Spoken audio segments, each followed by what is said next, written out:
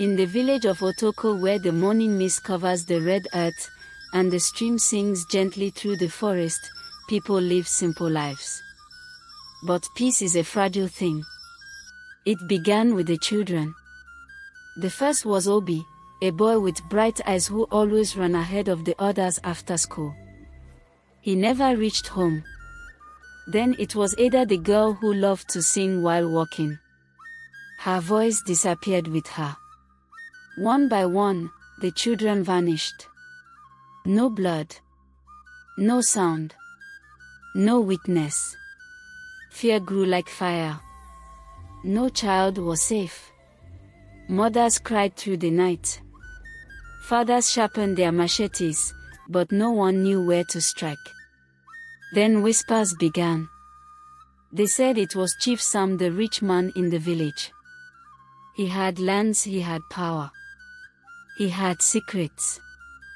They said he must be using the children for money rituals.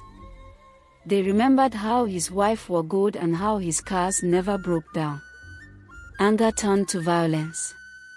One night, the villagers came with torches and sticks. Sam's wife begged at the gate, carrying her baby boy. But they pushed her to the ground. They burned the house. Screams filled the night. Flames rose to the sky. Chief Sam ran. But they caught him the next day at the stream, broken and bleeding. They locked him in the town hall. The village thought the evil had ended. But it hadn't. Because 1 week later, another child vanished. And then another. Her name was Mimi. She was the best friend of the last girl who disappeared, Victoria. Mimi couldn't sleep anymore.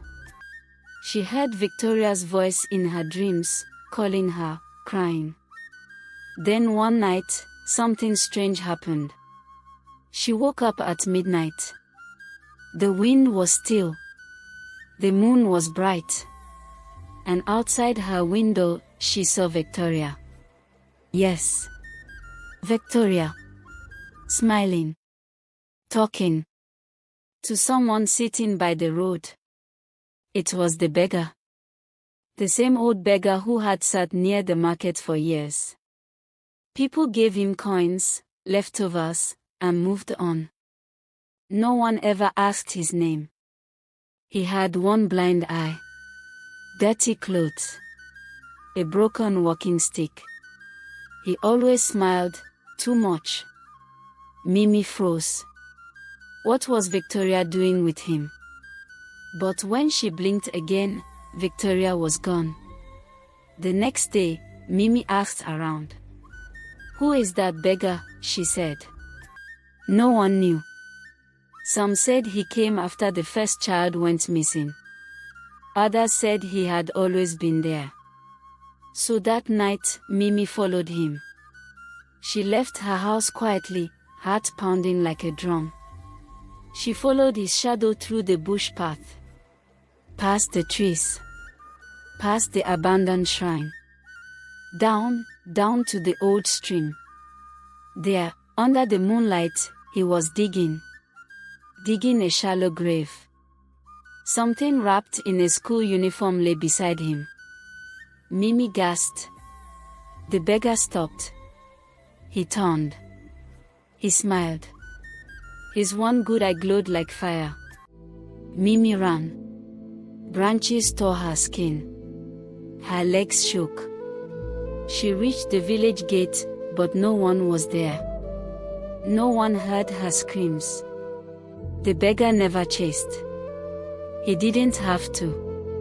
Because by dawn, Mimi had died too. Chief Sam remains in prison. His wife and children buried in pain. The beggar. He still sits at the same spot. Still smiling. Still blind in one eye. And the children. They still vanish. One by one. Some say if you walk alone at night near the stream, you can hear voices. Tiny voices. Crying beneath the earth. Calling their mothers. Begging to be found. But no one dares to look. Because the devil in Obioma doesn't wear horns. He wears rags. And no one suspects him. Not anymore.